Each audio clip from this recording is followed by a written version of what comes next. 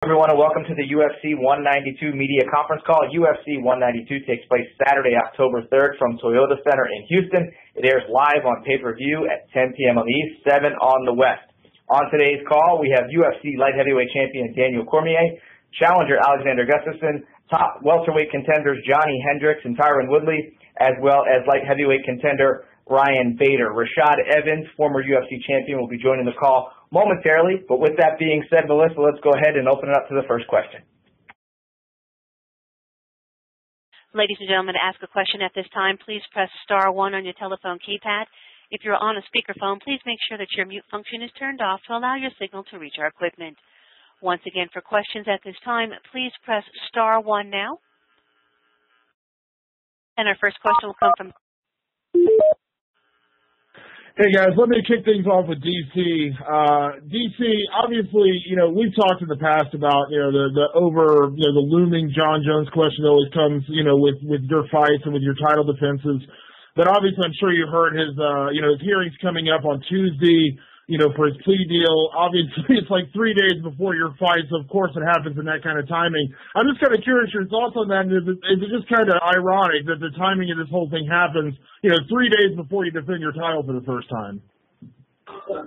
Yeah, for a long time, Jones he's kind of been a guy that's been tied to me very closely. I don't anticipate that ever changing. And now, with his hearing being so close, it just kind of adds fuel to the fire, It keeps him very relevant in the division, even though he's gone. It also kind of allows him to stay and cast in the shadow. So, not ironic.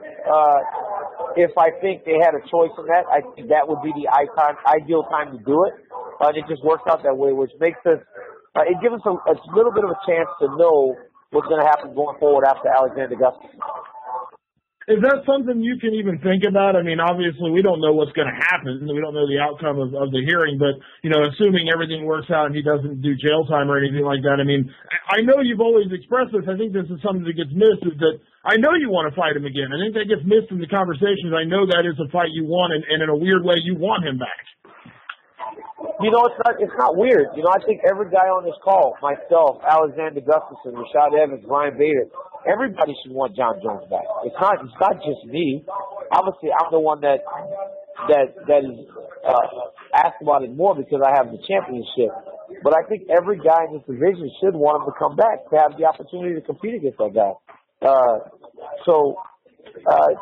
Everybody should want him back. I am rooting for him. I don't know what happened, but in reality, I do hope that there is some punishment for his actions. No one should be able to do those things and not be punished for those types of actions.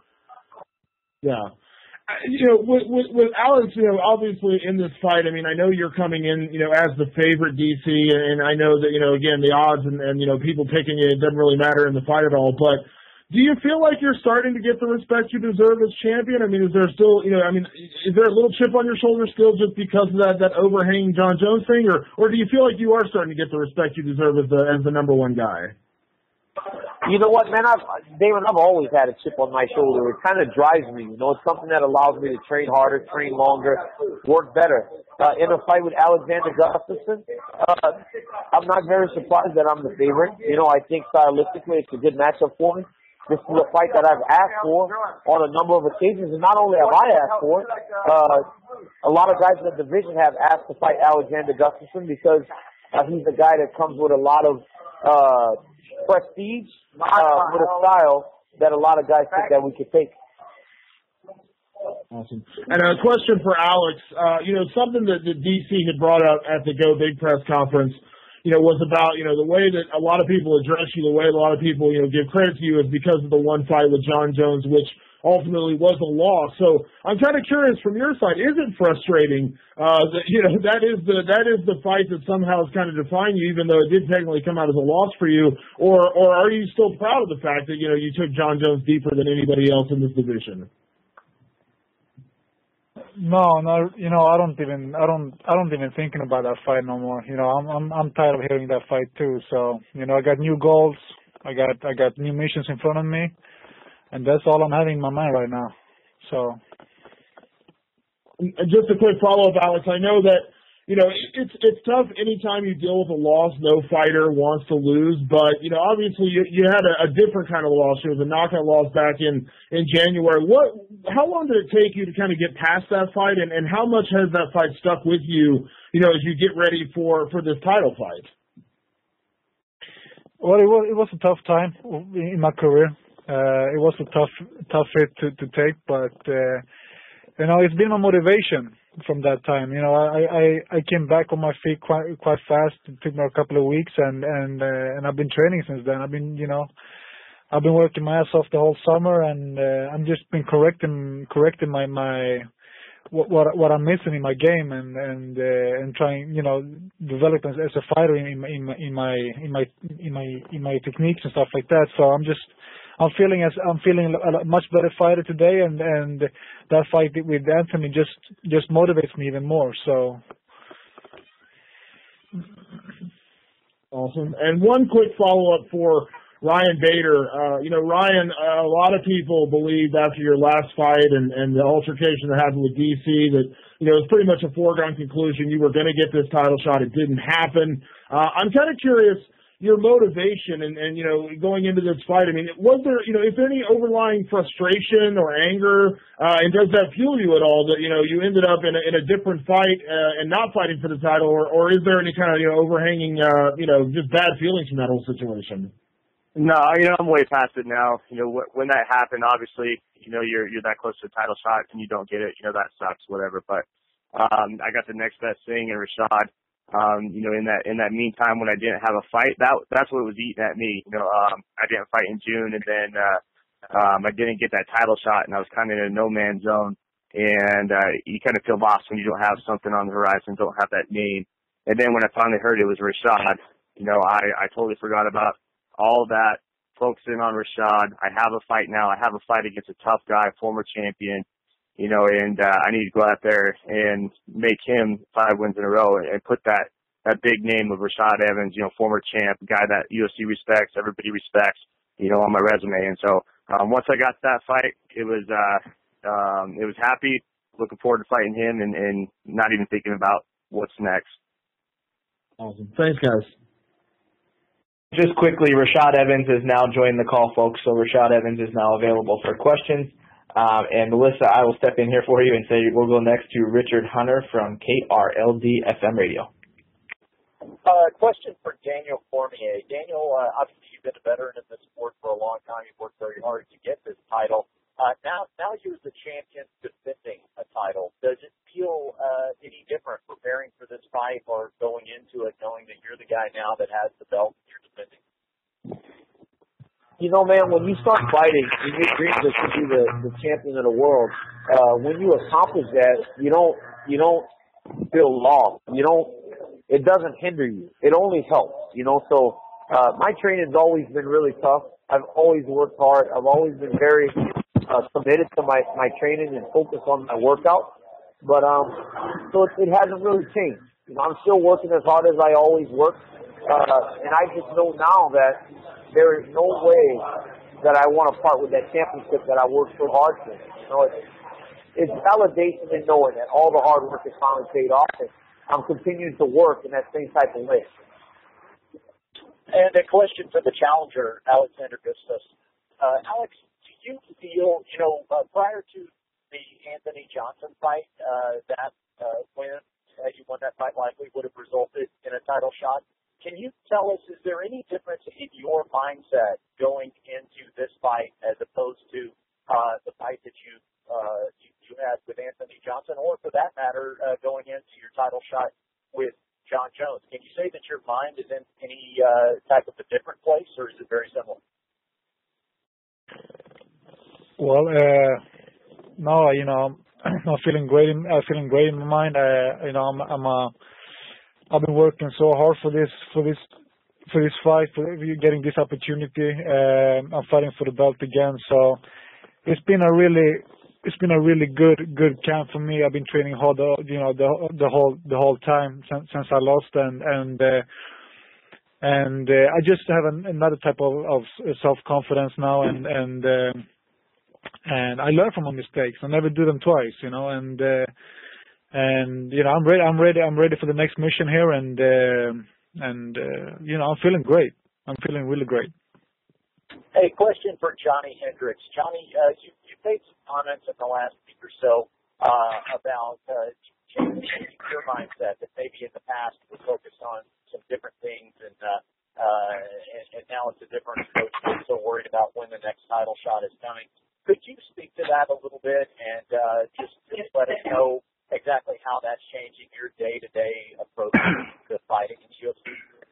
Yeah, just forget about it. Who cares? You know what I mean? I got to get through a tough opponent on October 3rd. And if I can get past him, then, who cares what the future brings? Who knows that, who's to say that he doesn't get hurt, or Conda doesn't get hurt, or somebody gets hurt and then title gets pushed back again and I have to fight somebody else. You know what I mean? I'm over it. Realistically, all I care about is fighting. I'm only getting older. I don't have time to wait for 6 months, if that makes sense. I want to get out there. I want to compete. And that's really where my head's at, is just get out there and compete as much as I can. As long as my body stays healthy, I'm going to compete. And that's really all my main focus is. And that's where my training has been focusing at, too, is making sure that we can continue to do this. And finally, a question for Ryan Bader. And actually, I suppose it's a question for Ryan Bader and Daniel Cormier, and Ryan could respond first. For a moment when we did think that you and Cormier were headed toward a fight, obviously there was a lot of animosity that came up between the two of you. As you just said, you're focused on Rashad Evans now, but do you feel like there is still some residual personal animosity between you and Daniel Cormier, and do you think that if you do meet some point down the line that that's going to come up again? Ryan, if you could respond, and then Daniel. Yeah, like I said earlier, I'm over all that whole situation. I go after perfect situation. I go after beat Rashad, and he gets through Gustafsson, and then hopefully we can meet for a title shot there, and we can pick up where we left off. But like I was telling Damon, I was done with it after I got the name, got Rashad. He's a tough, great opponent, and I got to get through him first. And so everything else kind of fell by the wayside, and I'm focused on Rashad, and that's it. I haven't really thought about it, until the media brings it up and all that. But Cormier's got to fight, and I've got to fight, and we can pick up where we left off after that, and that's it. Through this whole thing, the weirdest thing about this whole situation with Ryan Bader is through the situation and the way that he's carried himself, I've actually gained a level of respect because it seems as though he's finally understanding the game. Make yourself relevant, and then people will put you in title fights and fights that really matter. So, animosity, obviously I didn't like that happened at the post-fight press conference, and I was hoping to have my moment. But you know what, man, that guy's got a really tough fight ahead of him. I have a very tough fight ahead of myself, and we'll see what happens afterwards. But realistically, over the course of this whole deal, I've got this weird level of respect for Ryan more than I had before, because he's actually really raised his visibility and his profile, and made people respect him for not only getting the job done inside the cage, but knowing how to actually bring awareness to himself outside of the octagon. Thanks, guys. And once again, ladies and gentlemen, to ask a question at this time, please press *1 now. And our next question will come from Ken Kishner with MMAWeekly.com.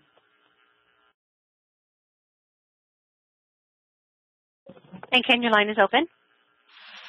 All right, can you hear me okay? Hello? Ken. Go ahead. Okay, good. Tyron, all of us in the media have kind of been hitting up Johny about how he's felt getting passed over for the title shot. Everybody kind of expected he'd be back in the title shot, and, he's come to grips with that. But have you felt kind of overlooked or disrespected by everybody saying, hey, Johnny's taken a step down by not getting the title shot and having to fight you instead? Well, anybody who says it is a complete idiot, number one. Number two, I don't feel like I was next in line for a title shot, so I don't feel looked over at all. Many people thought, Johnny won that fight, and they thought that he's the number one guy in the world. So this is like a 3-round title fight to me mentally. So I'm taking it very seriously. I'm excited about the fight. I'm excited about the matchup.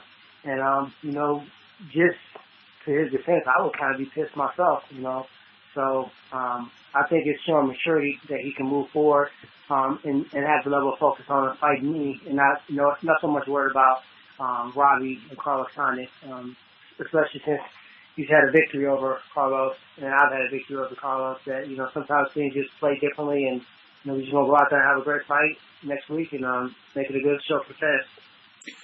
As you said right there, both you guys have a victory over Carlos, and he's fighting for the title in his next fight. So do you feel like this fight really sets either one of you guys up? Whoever comes out of this fight victorious, it really sets you guys up for a claim to that title shot no matter who wins, whether it's Robbie Lawler or Carlos?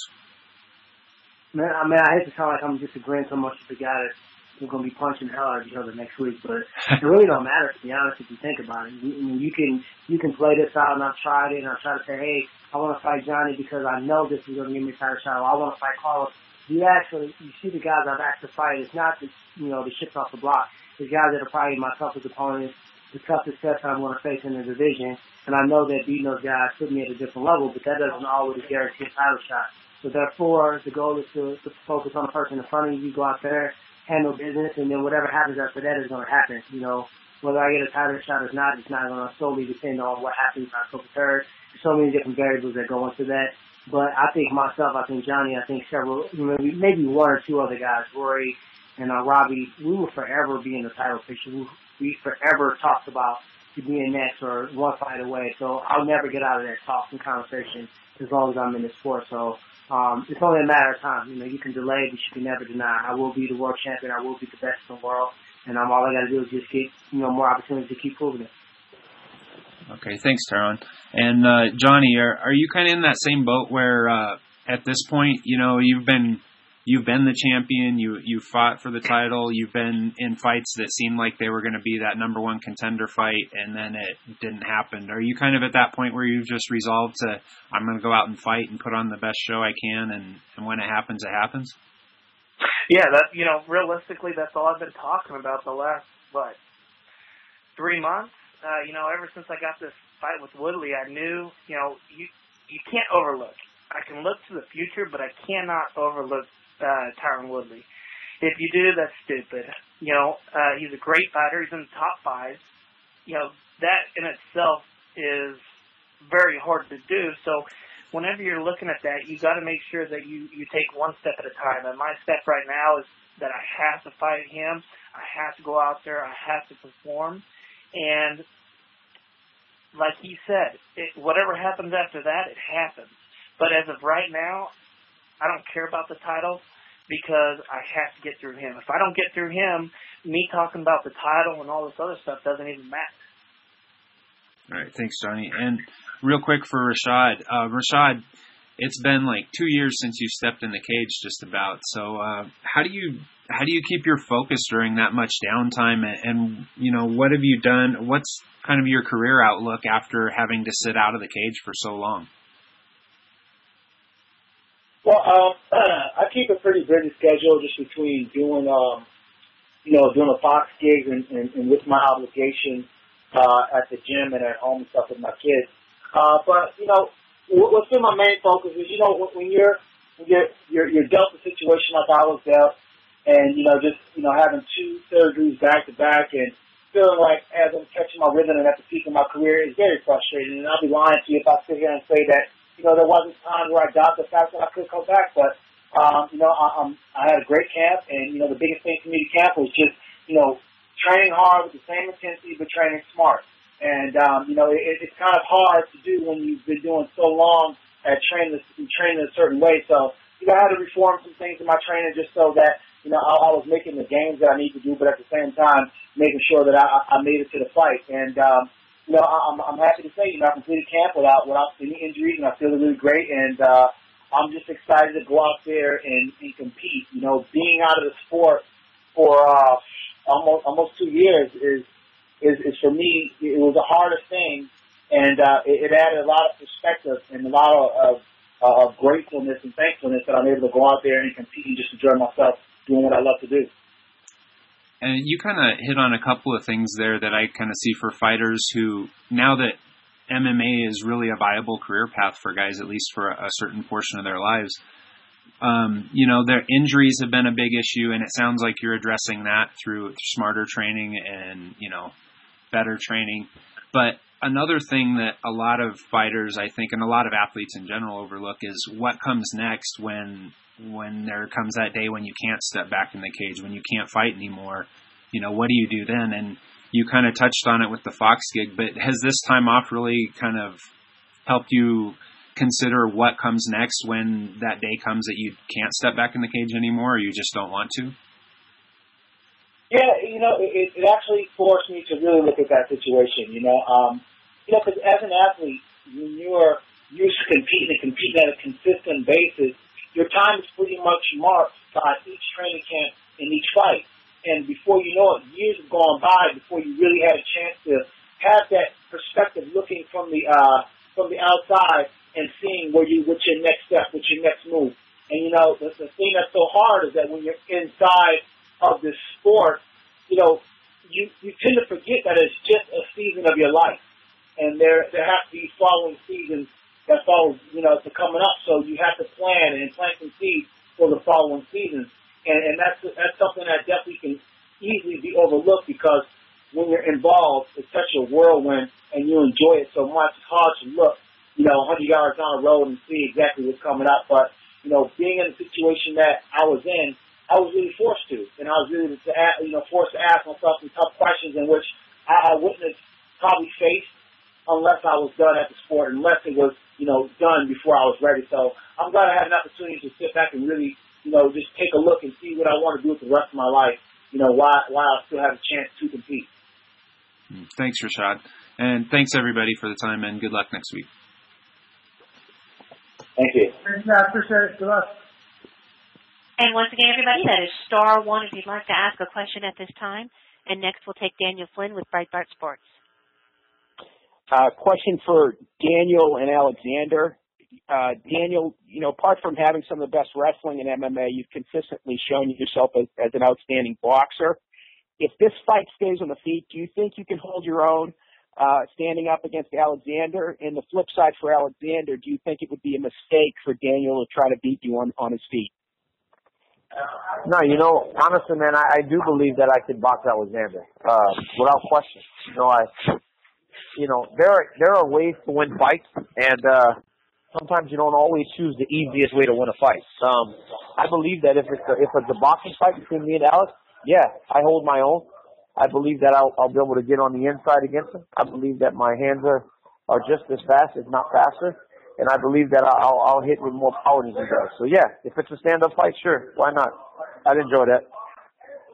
Alexander? Yes.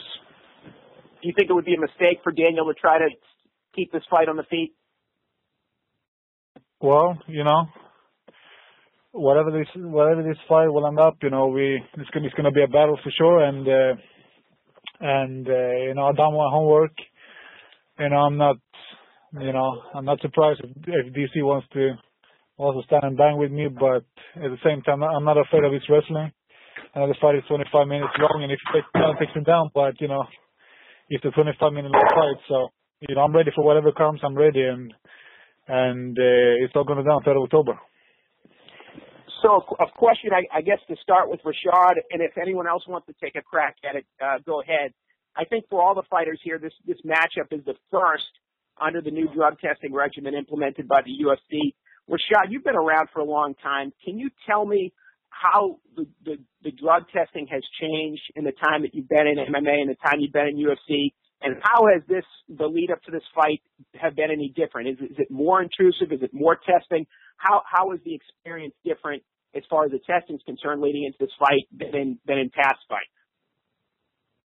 Well, just the consciousness of knowing what you have to put in your body and knowing if, just little over-the-counter things, just having that awareness of what you're putting in your body at all times is a lot different than I had previously going into a fight. I mean, I've always watched what I put in my body, but, just the little things, I need to make sure I know what's in every single thing that I put inside my body at all times. And that's something that, that I really didn't have to I wasn't really so conscious of, because the drug testing wasn't so strict. But I got tested a few days ago, and it's not so intrusive right now because I've been tested previously a week or so before my fight, so that's not too much different. But just having to do the whereabouts form and everything else like that, that's something very new, and it's something that a lot of fighters are really going to have to be conscious of, and especially me because I travel so much, and sometimes I'm kind of flighty. Sometimes I wake up one morning, I want to be in Chicago, and I get a flight that morning. I go to Chicago, and I just like to move around like that. That's how I get down. So that part is going to have to be. I'm going to have to make an adjustment with that, and just always be conscious of knowing that these people got to be able to test me and be able to find me. So that's the part that's very difficult or just different for me. Is just being conscious of where I'm at all the time. Anyone else? That's been different? Your experience been different with the drug testing than before? Or is it just the same kind of thing with new people running it? Man, actually, it's not that different, because there has been quite a bit of testing before my last few fights. But I think it's great. USADA is something that I've dealt with since wrestling. So not only is it going to scare guys from cheating, the whereabouts thing, unless you're a guy that changes the weather like Rashad Evans, most times it's pretty easy to tell people where you are, but they've made it very easy now. When I was wrestling, we had to fax forms in if there was a change to my schedule. Now there's an application for you to just type it in your phone. So it's great, man. I'm glad that it's drug testing, and I'm glad the drug testing is more stringent, and maybe we'll stop seeing so many guys look like Superman and they'll look more like me. Last question for Daniel and for Alex. The two fights that fans really want to see in the light heavyweight division both involve you guys, but they both involve you guys fighting John Jones and not each other. How much does the fact that the winner of this fight likely faces a returning John Jones in a massive money fight, how much does that give this matchup maybe an added sense of urgency, even more so than what a headlining fight would normally give you? Well, I don't even thinking about John Jones right now. I don't. It's just about the next fight. It's just about DC for me right now, and he is the champion of the world in our division, and that's where I have my goal.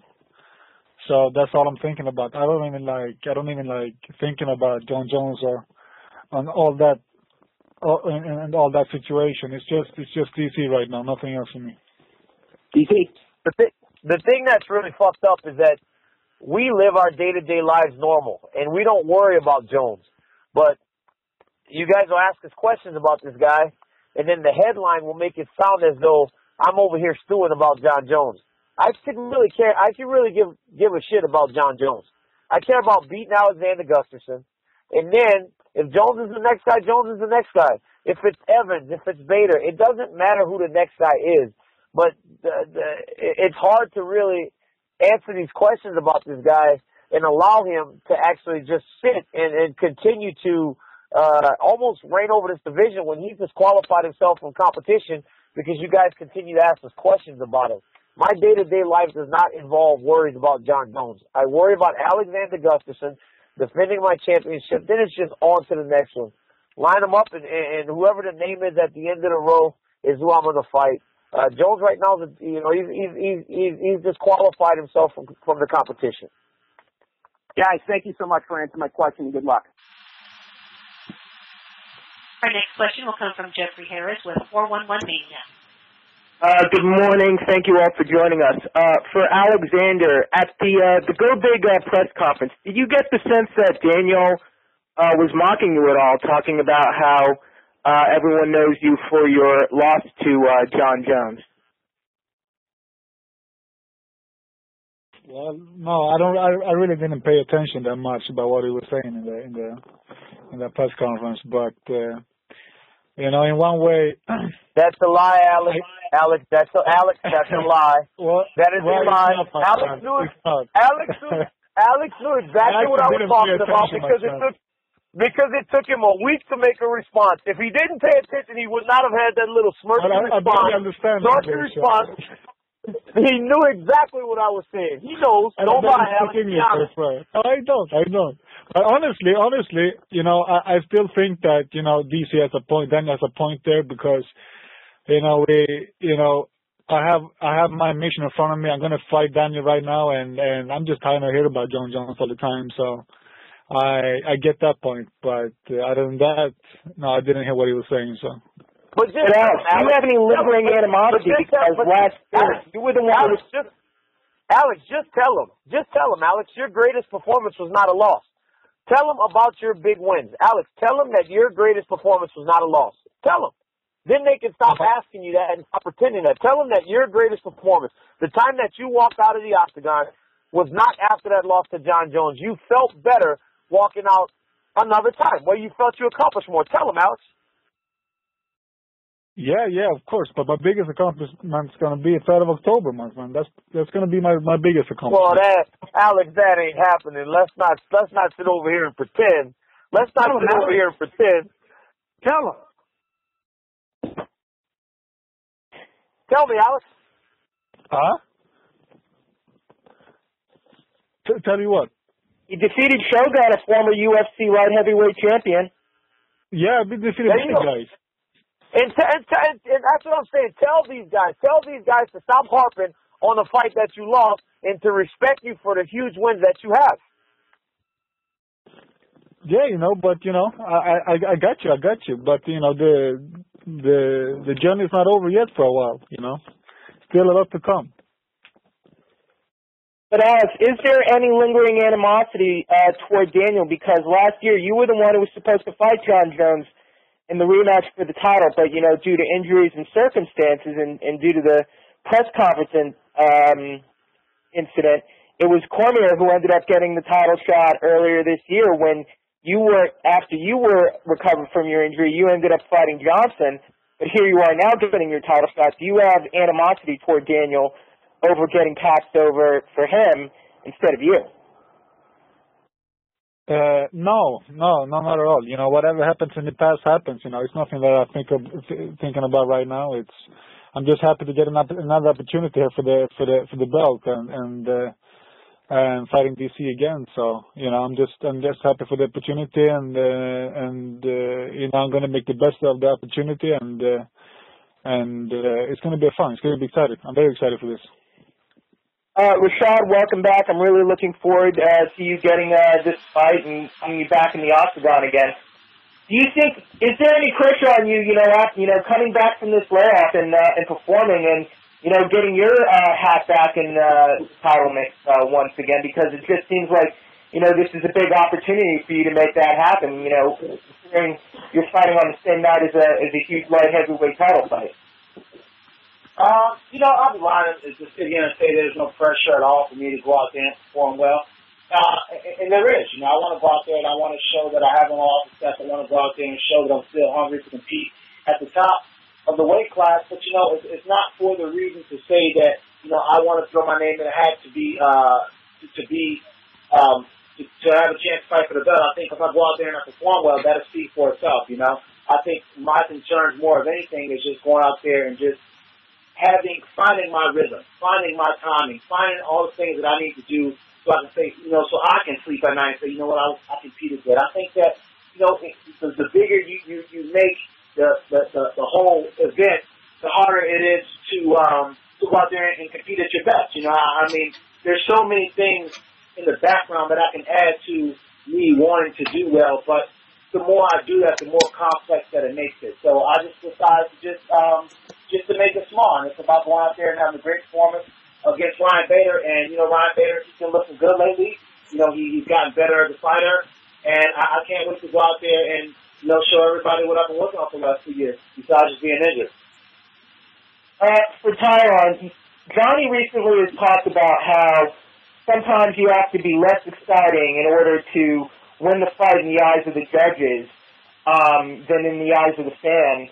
So, both of you, I would say, have been on the wrong end of some really iffy decisions. So, do you have to think about that at all going into a fight?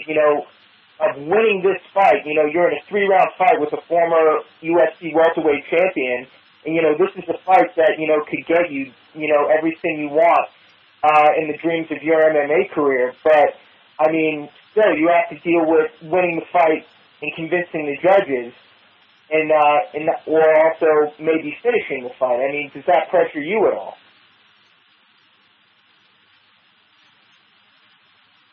Who's that a question for again? Tyron. Oh, that was me. I was still caught up on DC telling Alex to tell him. I was making that my meme for the day. No, I don't get caught up in that, man. This is the thing about fans. You're never going to satisfy them. I used to try to. I think some of us on the phone used to try to as well. At the end of the day, you got to be able to look in the mirror and know that you've went out there and you've given the best that you can give and done the best that you can do in that fight. And, you know, there's fights where I've done that. There's fights where, you know, I can honestly say in victory and defeat that I didn't give my all. So it's more of a challenge towards myself on maximizing and being the Tyron Woodley that I can be, which I believe is the best in the world. That's really what my pressure lies. It's not about, you know, the fans, what they want to see, and you got to win this type of way to get a title shot. Like, when did this sport become that? Such an entertainment deal where you can't just win. You have to win by jumping off the cage or doing the percolator in the middle of the octagon and, you know, finishing the fight that way to get a title shot. I think a victory over these top guys, none of these guys want to lose. None of these guys want to be finished. So to be able to finish a high-level opponent is not easy. I don't want to be finished. So with that said, you know, my focus is on doing what I'm able to do and maximizing, and that's really it. I mean, I don't plan on sprinkling any extra fairy dust in the air and doing nothing, no razzle-dazzle that I don't have to do, but just going out there and fighting a very tough opponent. Now, and finally, for Ryan Bader, Ryan, is there any sense that maybe you've been passed over for a title shot because, you know, your most recent wins haven't been, you know, finishes, and do you think maybe I have to put a stamp on this win over Rashad Evans in order to really secure a title shot? Yeah, you know, let's be honest, the finishing whole part of it, you know, just like what they were saying, is a big part of it, you know, and getting a title shot, being exciting. And, you know, for me, I've got 4 wins in a row, and I think I need that name recognition, that guy in Rashad Evans, you know, go out there and beat him, make it 5 in a row, and have it be Rashad as a bookend for those 5-fight winning streaks. You know, former champion, a guy that everybody respects and knows his skill set. And then maybe, yeah, you deserve the shot. But the title shots, they come to go, and you never know. Like Johny was saying, you could be training for one, a guy gets hurt, another guy jumps in, you take a fight or whatever. We're all getting a little older in the sport too, and everything comes into a factor when you're thinking about that. So it really, just keep your head down. I'm kind of cliche, but it's the next guy. You know, it's Rashad right now, and I'll worry about everything else after that. You can't think too far ahead in this sport, it'll bite you. Thank you all, and I can't wait to see your fight. Thank you, Jeffrey. Before we take the last question, this is Dave Schaller here. I just want to, on behalf of the whole UFC family, wish a very happy birthday to former UFC light heavyweight champion Rashad Evans. Happy birthday, Rashad. Last question will come from Niall McGrath. Niall, go ahead. Your line is open. Just one for Alex. Thanks for the time today, guys. Alexander, obviously your loss in January, the Swedish public seems to put a lot of pressure on you. How much pressure is there on you from the Swedish public going into this fight? Well, it's not that much pressure. It's been a lot of hype around this fight, but and the same with my last fight against Anthony. It's also been a lot of hype, but it's all good. It's not that much pressure. It's a little bit on media. That's it. That's part of the job. That's something you have to, you know, accept doing. And we also obviously see Joanna is champion now, European champion. How crucial is it, do you feel, for Europe to have a male champion in the UFC? Well, it's about time, I feel, and you know, I'm taking that belt, and that would be massive for the European MMA scene and for the Swedish MMA scene. You know, it would be massive for the sport. Excellent, thanks for the time. Just one more for Rashad Evans. Rashad, you've had a lot of distractions outside of the cage, you know, coming into this fight. You know, how's everything on that? Are you fully focused going into this fight? A lot of distractions as far as what? As in part of this reports that you've broken up with your management company. That's not distraction. I mean, me and Glenn and I we're still really close. You know, he still helps out on a lot of things that I do still. It's just that with that whole situation, I just wanted to move in a direction where somebody's able to give me more time, and it was an amicable split, so it was no hard feelings going with that whole thing. But yeah, I'm focused. I mean, I've been waiting for 2 years for this moment. You know what I'm saying? I got hurt training for DC originally, and it was Friday, and it was my last training day, and I was going to be sitting to fight DC. And you are so lucky you did too. Yeah, like I'm about to whoop your ass. I'm so lucky you got hurt too. Hey, I'm about to whoop your ass tonight. When DC first got to the game, I was and he was flying me like he was swatting flies. He had no hands. Oh, Rashad, you got lucky you got hurt, boy. Wow.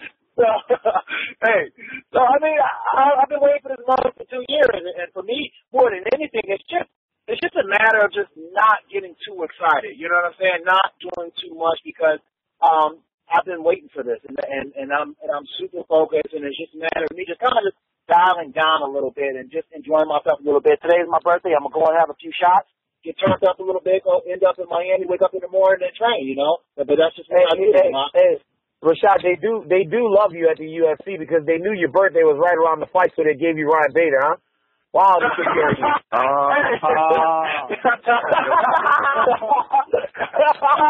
You're picking up now. Come on, Bader, don't let that ride. What's that? Don't let that ride. Come on, Bader, say something, Bader. Don't let DT try to instigate. And just I'll one more. Take care of Rashad and then get you next, buddy. And just one more for Rashad. Rashad, Ryan has said there DC is next if he gets over you. How do you feel you'll be positioned in the UFC light heavyweight division with a win over Ryan Bader? Is DC next for you too? Hopefully, I would love to fight DC. I think it'll be a fun fight. But I think, beating somebody like Ryan Bader would definitely, say that I'm in the conversation. A lot of things need to happen for that fight to happen. You know what I'm saying? The whole situation everybody hates to talk about is John Jones coming back, which he probably will. But more importantly, instead of just getting my mind so much on I gotta have DC next, I just want to compete. When you've been out for 2 years and just left on the sidelines and analyzing fights on Fox TV, and you still got the ability to whoop everybody's ass, you want to compete. So I got a chance to fight, and all I want to do is just compete. That was a good plug. Thanks for the time today, guys. Appreciate it. All right.